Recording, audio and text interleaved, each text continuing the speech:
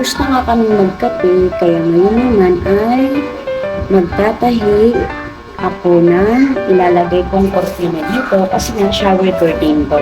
Mag-DIY na lang ako kasi yung mga nabibili talaga na ginawa na kortina, kaya tinahin na kortina, di ko mga type yung mga design. Ayaw ko kasi ng ma-pink, ma-blue. Kaya ito na lang napili ko, tulips, tapos white. Hindi ko alam kung tulips ba design ito. Alam, tulips ba yan? Naisipan ko ulit na mag-video kasi inspired ako kay PMSK. Kilala niyo yun? Si Pinay Mom in South Korea. Sarap panoorin ng mga video niya kasi nakaka-inspire. Kasi nakakasipag talaga maglinis ng bahay.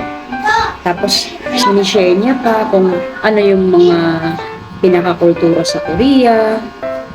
Sa panoorin niyo yun, marami yung malalaman tungkol sa Korea. Tapos mahilig din siya magbigay ng mga advices sa buhay. Tapos lagi niya rin pinapakita yung pag-aalaga niya sa pamilya niya, sa mga anak niya. Matagal ko nang gustong tahiin to kaso nga tinatamad ako. Hindi pa kasi gaanong tapos yung bahay namin tapos wala pa kaming budget para magpalagay ng jealousy. Kaya, kortina na lang.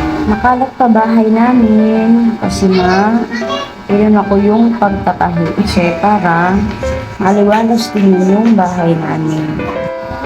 Hindi ko na muna tatahiin yung sa may ilalim na part kasi mag-alas 12 na. Kailangan ko nang mag-sign.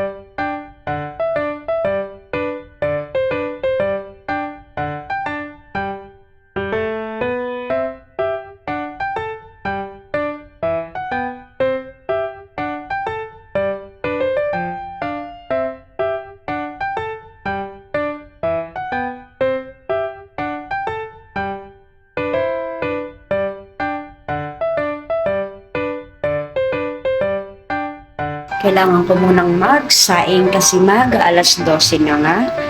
And medyo marami pa akong huhugasing plato. Inuna ko kasi yung pagsa-cellphone. Ganun naman talaga tayo, di ba? Laging inuuna yung pagsa-cellphone.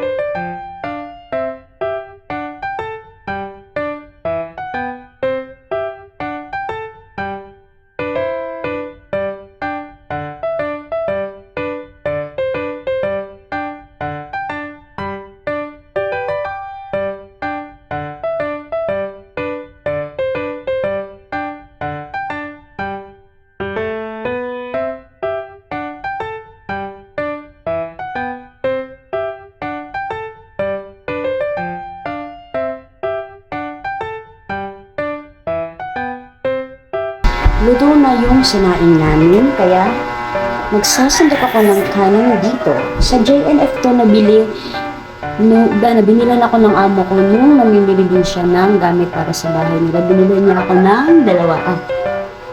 Bigay niya to. 150 to isa. Ganda, no? May takip din to. Saan ba? Ito yung takip niya. Napaka-aesthetic. Ayan, no? Diba? Ganda.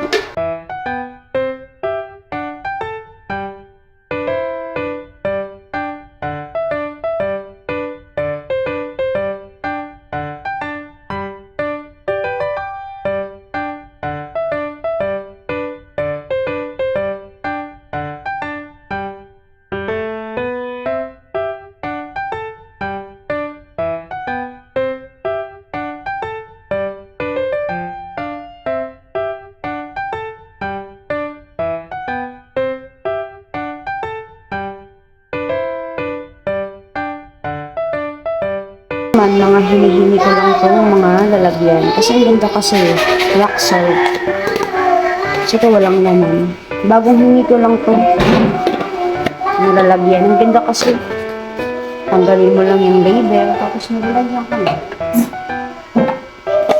vitamins sa anak namin ito naman yung tinanggalan ko na ng balot ito naman iodized salt. Hiningi ko lang din tong mga lalagyan na to. So, magamit kami ng gloves kapag gumagawa kami ng munchkins.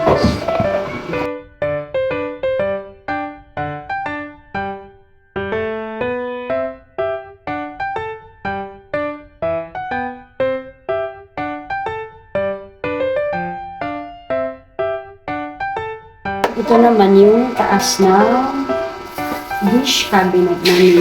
Katol. Posporo. Katol. Grinder or food processor na nabili ko din sa Simplas. Ito yung, ang tawag dito.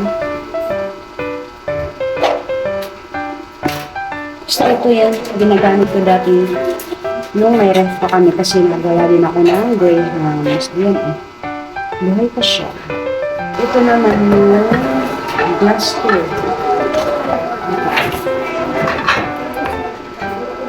Yung nilalagyan ko ng prutas kapag New Year. Yung isa, yung malaki. Tapos, yung maliit naman para sa prosperity bowl. So, ito naman yung karton ng food processor. Tinatago ko lang kasi kapag di ko na ginagamit, kaya kapag tapos ko nang gamitin, tapos kapag tuyo na, tapos hugasan, binabalik ko dito. Ito naman yung karton ng multi-cooker.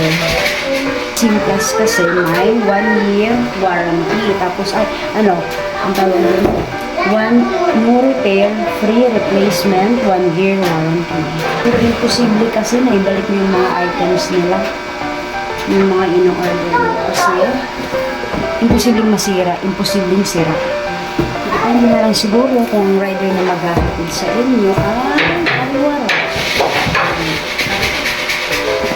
So far, dito sa summer, yung mga delivery rider na naghahatid ng mga in-order ko online, bait lahat as in.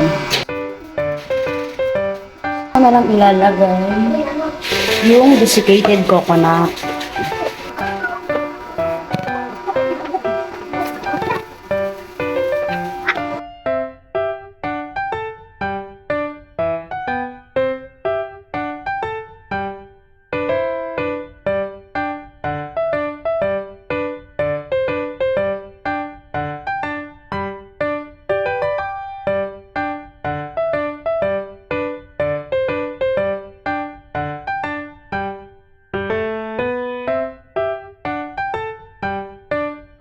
Tapos na akong magsampay. So, dito naman tayo sa kwarto maglinis.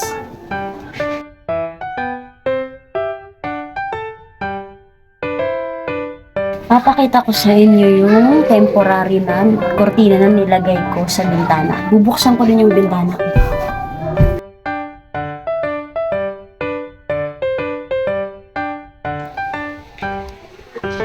Yan yung nakikita namin dito sa may kwarto.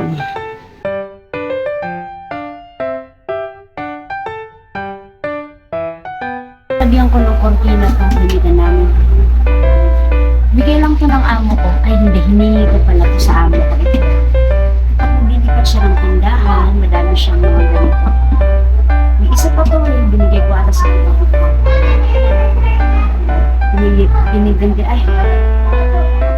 Binigyan din ako dati ng amo ko ng mesa, patumpuan.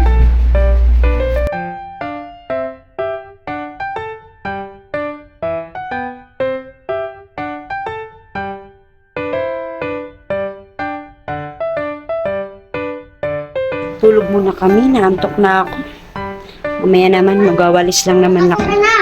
Magwawalis na lang ako dito sa taas. Tapos, bukas ko na lilinisin yung banyo namin. Tapos, maglalagay pa ako ng bedsheet. Tapos, magpupulda pa ako niya. Tapos, magwawalis lang. Konti na lang naman eh. Maya naman. Tulog muna kami.